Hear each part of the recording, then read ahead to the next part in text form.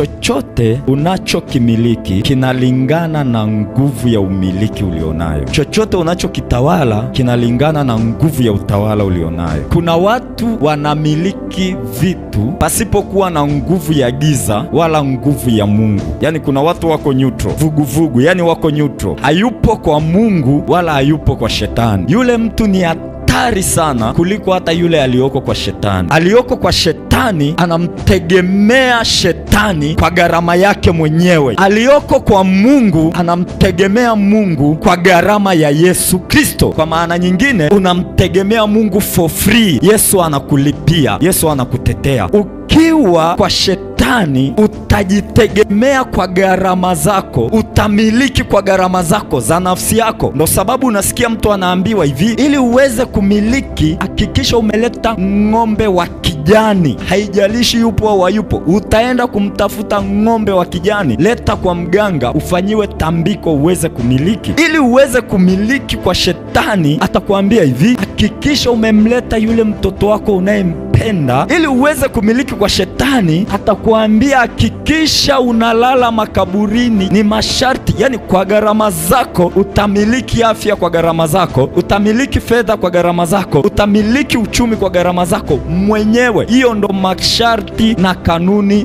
za adui. Unapokuwa kwa Yesu, unapomtegemea Mungu, unamiliki kila kitu kwa gharama za Yesu Kristo. Yule ambaye amtegemei Mungu wala amtegemei shetani, yuko hapa katikati, ni hatari zaidi, kwa sababu chochote ulichonacho, hata uhai wako, unaweza ukabebwa wakati wowote. Ikitokea shetani amepita kukupiga, anakupiga kirahisi sana, kwa sababu una ulinzi wowote, una uwezo wowote wa kumiliki ulichonacho. Kuna mtu anaweza akaanzisha biashara ikaenda sana, alafu siku moja ikaporomoka ghafla. Ilikuwa haina zindiko. Kuna zindiko la ulimwengu wa nuru, tunazindika kwa damu ya Yesu Kristo, na kuna zindiko la ulimwengu wa giza, linazindikwa kwa gharama zako.